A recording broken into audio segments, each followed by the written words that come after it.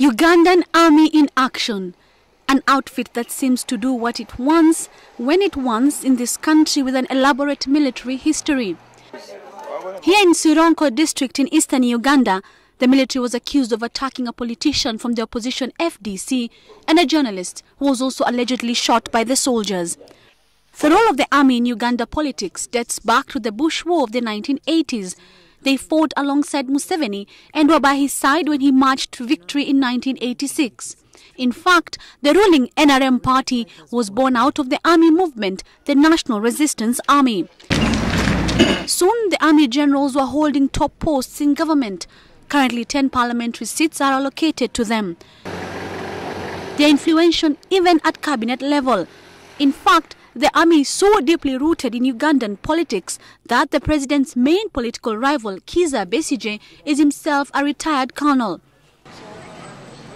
According to Ugandan political commentator Andrew Mwenda, who is a fierce critic of Museveni's government, the army plays two main roles in elections, the noble one of ensuring a peaceful vote and a second reason that is more ominous.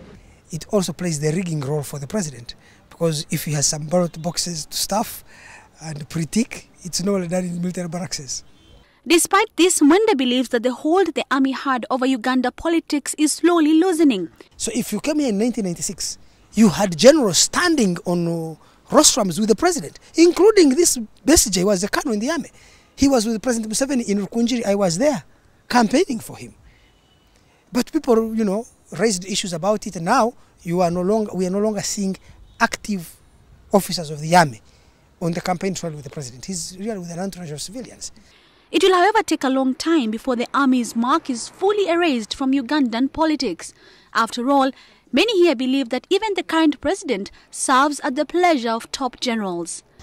The National Resistance Movement NRM party traces its roots back to the 1980 to 1986 Bush War.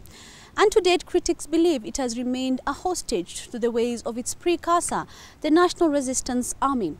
And the visible involvement of the armed services in what is supposed to be a democratic process has not helped change that perception.